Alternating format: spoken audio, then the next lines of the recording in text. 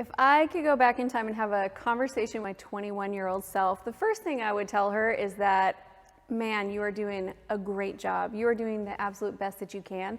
And 43-year-old Amy is so grateful for all of the things that you did at 21, even though they were hard. I got married when I was 20 and had my first baby when I was 22. So at 21, I was probably finishing up school, newlywed, probably newly pregnant, and really we jumped into the deep end of life and then tried to learn how to swim.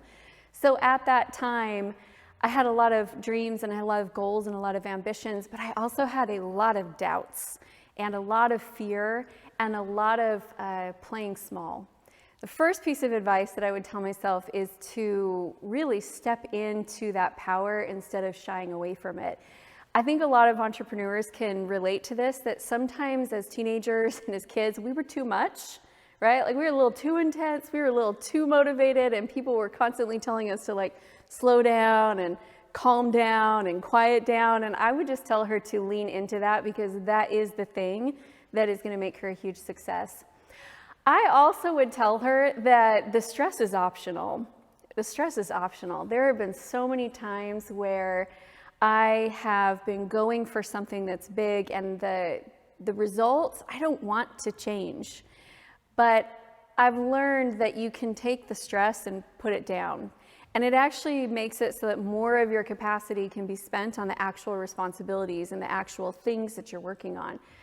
But I had a lot of worries and a lot of times of fear of, what if we fail? What if I don't make it? What if? I mean, you just honestly start again.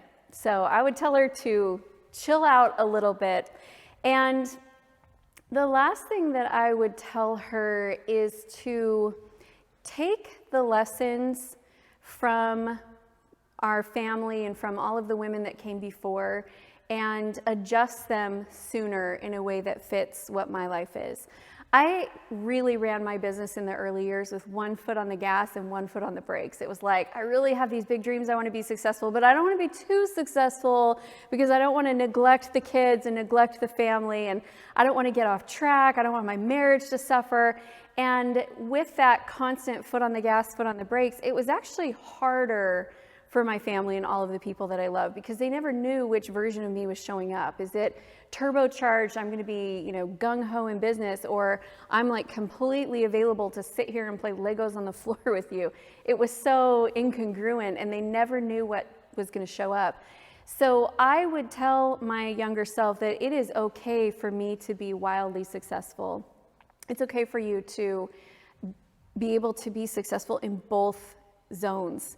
Just because you haven't seen someone else do it before doesn't mean that it cannot be done. And that it's okay to earn more money than your husband.